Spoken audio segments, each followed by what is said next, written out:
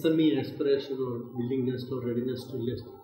Do you see any regional variations in terms of Malabar, Central Travancore, or the other side in terms of community approach to sources of funds? We see that. Very so that's why I felt it. So I was thinking very clearly and some of you throw light on it. Two things. One is that in Kerala itself, if you look at the business ecosystem is completely getting skewed towards Malabar. That's a fact. If you look at the Malabar region, the Muslim community, which is dominating in the business circle, and a lot of them have got problems in taking loans from the bank. So, and they were not that much aware about the structured funding. Okay, they were aware about equity funding, but that equity is a different type of equity. They collectively, it's kind of a crowd funding kind of a model which was happening out there. Now, once they are becoming aware about the structured funding, they are very bullish on it, and they are ready to structure their companies to receive that kind of funding to their companies, because they don't want to take loans from the bank. So we are seeing a complete kind of a wave moving towards the north in Kerala in terms of the investment space. That's our experience hands-on. The last 1 year, I can tell you. So do you see that differently? I haven't seen that much. I certainly across not just for structured funding, but a spate of businesses you find which were earlier not there, coming from the northern part of our state. There's no doubt about it. They also seem to have the capital to build big businesses also. That is there. Another question which I thought I wanted to actually ask both of you all. Have the SME sector, and especially the younger entrepreneurs, are they really aware of the NSE, M.O.D and the BSE SME platforms and how it can actually help them? Because I don't see not too many questions being asked about that, and whatever said and done, up to 25 crores being the limit, you can actually organize equity through that. Maybe the process would be a little bit painful in terms of getting into a certain structure and things like that.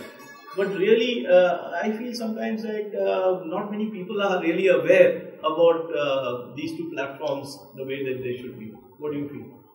I agree, because the youngsters not just the youngsters, in the entrepreneurial ecosystem in Kerala, if you look at it, the awareness about listing, getting their companies listed, you won't believe, when we announced IPO, not many entrepreneurs understood what was the meaning of IPO.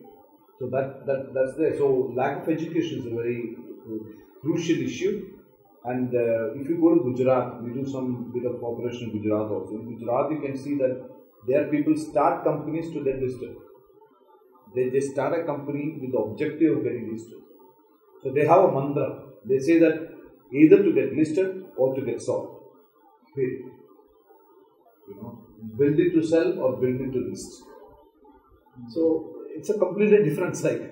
But here I think one trend that I see is more than listing, a lot of these people are looking for VC/PE funding, which actually a lot of them feel gives them a lot more advantage as compared to a typical listing, where the regulatory requirements and so many other things are more as compared to a typical VC/PE funding. B, typical with the VC/PE funding, they also, a lot of the youngsters, the informed crowd is also aware of the fact that the good VCs or good PEs which are focusing on specific sectors, if they kind of invest, it will be a good growth thing for the organization as well. And that is one trend which we've actually been seeing. A few good deals. One of the biggest deals happened not recently, about a year and a half back. Warburg invested about 300 million. So in Kalyan Jewellers, Blackstone has invested in IBS. So all what happens is they have their person on board. They also have their sectoral, like you said, sectoral experts, and as long as the two sides are able to get their expectations right on the same track. So that is where typical things happen. Like, earlier I remember one of the early companies and one of the companies that received early VC funding here saying that expectations are a bit different because they are a US based company. Geographical, cultural differences are so much that it takes some time to actually kind of understand how they function. But nevertheless, the added advantage of having that brand, so where in terms, especially it works when you want to scale globally, that really helps. So I think a lot of them also see that route as an alternative to SME listing. Any other interesting when he was talking anecdotes? VCs, one of my friends who is an angel investor, he was saying that most of the time the major challenge is that when a promoter comes in front of us for funds, it's his dream and it's my money. The moment I put the money, it's my dream and it's money. so the key factor is that the commitment. You should take money from someone only if you are totally committed and you are sure that you can comply all the governance. And adding to what Anand said, I think of course listing they may not be thinking about listing, and they may be right now looking at maybe angel or VCs or PEs, but even to attract, at least for those people who are looking at that, they should know that even to attract a VC or PE, you should have a plan. At least you should have a plan for an IPO, because that's a roadmap.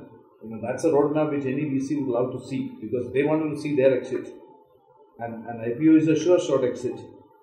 So that's something we always encourage people to have a roadmap, whether to go IPO or whether to you go for an M&A. That's all a different issue altogether. But you should have a roadmap and then start getting the rounds of funding. I think that is also a trend that I see happening, because earlier when we opened the office here, like not many people, typically in the SME segment, knew about how a Big Four functions or what a Big Four is all about. Now we see a lot of people actually wanting to associate, so that there is this reason where it'll be for their eventual thing of going, not necessarily for an IPO, maybe even from a funding perspective. They realize that you will need to set things right from now itself. So that is one thing which I see there is a trend that is very clearly being seen. And typically, whilst most of the businesses will at least have an informal business plan. Earlier, like financial plan, not many of them typically have a formalized plan. HR plan, I don't think most of these entities have. Which again, a lot of them, at least the educated next generation, is at least being, they are quite aware that you need to have at least these three plans in place. A typical business, financial and HR plan in place, so that it serves as a kind of a